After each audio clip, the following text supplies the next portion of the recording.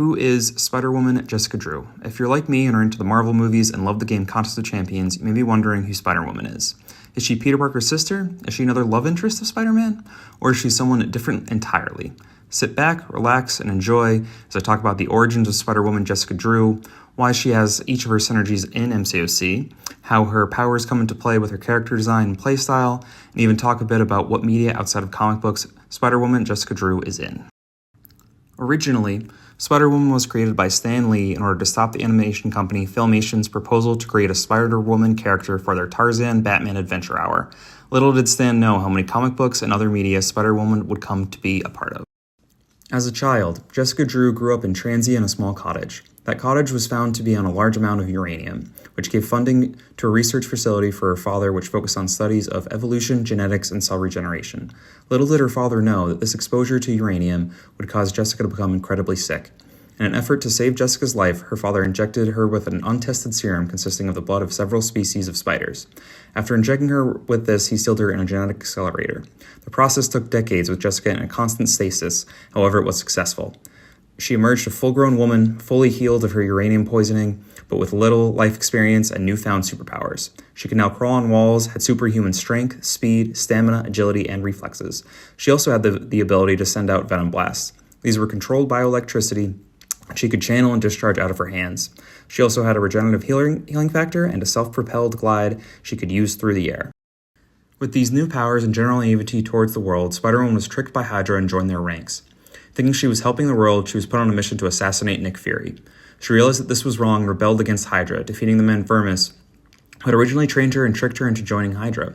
This is why in-game for 6 and 7-star Spider-Woman, there is a Hydra Rebel synergy with Arnim Zola, Red Skull, and Crossbones.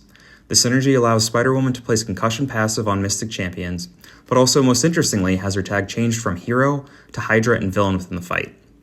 I also find this interesting as Jessica Drew is not the only Spider-Woman. There has also been Julia Carpenter, who is now Madame Web. I'm really glad I don't need to give opinions on that recent movie. Martha Franklin, who was given the title by Jessica Drew for a time when Maddie was still a teenager. And Charlotte Witter was an evil Spider-Woman who tried to defeat the other 3 Spider-Women to absorb their powers. Rather than having Charlotte as a villain Spider-Woman in-game, it's pretty cool that Jessica Drew can be one with the right synergy. After the events of Hydra, Jessica Drew dyed her hair from blonde to black and fully adopted the mantle of Spider-Woman. Unfortunately, through a string of bad luck and some bizarre time travel events, Spider-Woman temporarily lost her powers. She tried to live a normal life after this, but was unable to as some of her powers came back, but in a very inconsistent way. In a desperate attempt to control and regain her powers, she took a deal with Hydra to join S.H.I.E.L.D. and spy on them, making her a double agent. However, Nick Fury discovered she was working with Hydra and used this as an opportunity to spread them false intel, making her a triple agent. This explains the synergy with Nick Fury with the name double and in parentheses triple agent for 3-star and above Spider-Woman. Through this synergy, if Spider-Woman is immune to her own Fury buffs, she inflicts the opponent with 2 power strings. It also has her count as a shield tag, similar to how the Hydra Rebel synergy works. You may have noticed that Super Skrulls are still part of this synergy. The reason for this is that Jessica's powers being restored were actually being done by some Skrulls, and their Queen Ferenque is also using Jessica's DNA in order to impersonate her after imprisoning her. The Skrulls attempted to take over Earth but were defeated. Due to Queen Ferenque looking like Spider-Woman, many Marvel heroes were very skeptical of her for quite some time. One of these skeptics was Hawkeye. Jessica worked hard to prove everyone wrong and prove her worth. She worked with the New Avengers in S.W.O.R.D., defeating numerous foes before being asked to join the Avengers. Early on, while working for the Avengers and battling Serpent and his invasion of Midgard, Jessica realized she had feelings for Hawkeye, and the feelings were returned. This occurred after Hawkeye's divorce from Mockingbird in the comics, and I'm sure he's still very happily married in the MCU. The relationship between Jessica and Hawkeye was definitely off and on, but explains her romance synergy with Hawkeye for all variations of Spider-Woman, even the 2-star. The synergy increases the combat power rate between 3 and 5%, depending on the rarity level. While still with the Avengers, Jessica was recruited into the Spider Army. The Spider Army was composed of multiple different Spider people and Spider beings throughout the multiverse. They came together in order to face and defeat the Inheritors, whose mission it was to destroy all Spider totems throughout the multiverse. While with the Spider Army, Spider-Woman worked with all sorts of different Spider people, including Peter Parker, Miles Morales, and Spider-Gwen. Another Spider person that was recruited to the Spider Army was Spider-Cop, a Spider-Man variant who was a member of his reality's NYPD. He was a fairly minor character, but it does make me wonder if this was the inspiration for the Spider-Cop synergy that Spider-Woman has with Spider-Gwen, Spider-Man, Miles Morales, and Spider-Man 2099. The synergy gives Spider-Woman plus 5% combat power rate or plus 10% against Symbiote and Sinister Six champs. I'm not sure why other Spider-Verse characters aren't included within the synergy, but pretty cool synergy. Following her work with the Spider Army, Jessica Drew quit the Avengers to focus on helping regular citizens. She worked as a private detective for a while, got pregnant, and became a mother. Hawkeye was not the father, as it was through artificial insemination. She did work with Captain Marvel and other heroes, but for the most part, remained working solo. Eventually, the Inheritors escaped from their prison, and Jessica, along with a new batch of spider heroes, worked together to defeat them once more. After these events, there were deadly viruses released in the USAMRIID research compound. The viruses were released by the Synergies, who are shapeshifters and are able to control and manipulate others.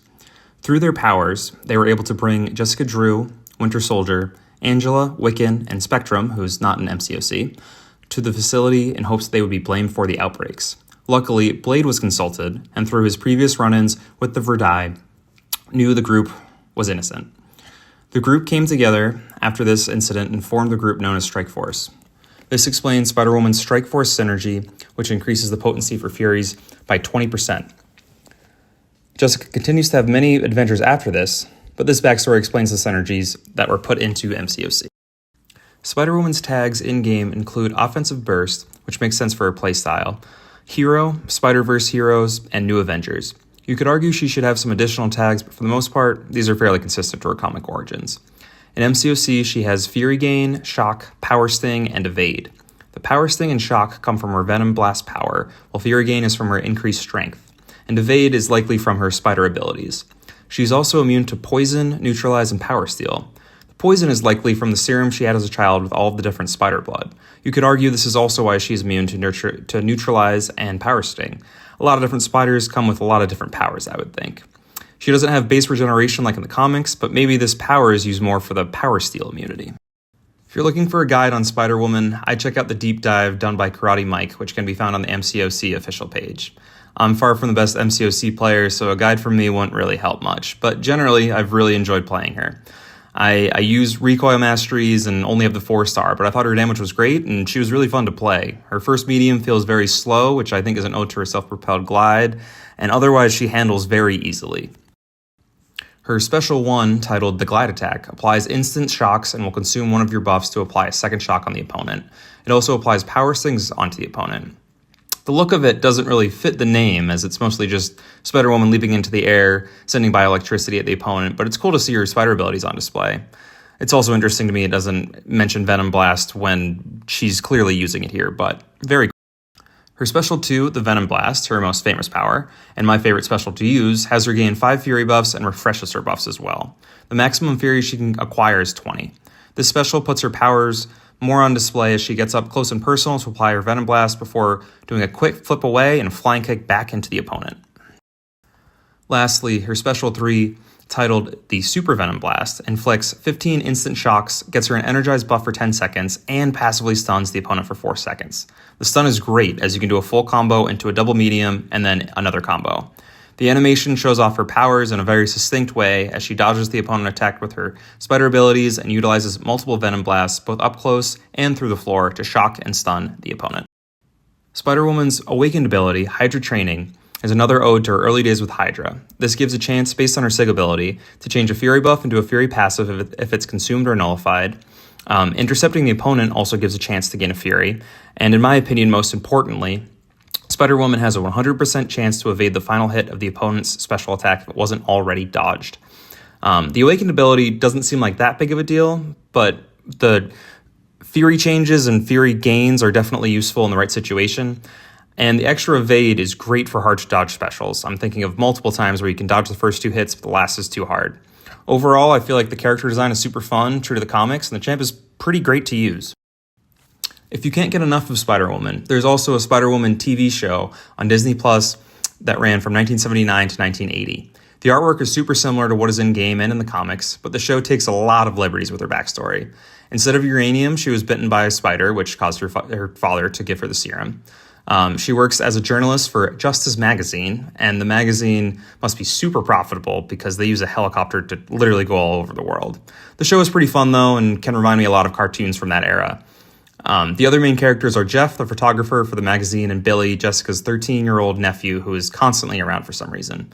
Jessica needs to keep her identity a secret and does so in some truly ridiculous ways, including falling into a river and hopping out of a moving helicopter so she can change into Spider-Woman without Billy and Jeff knowing.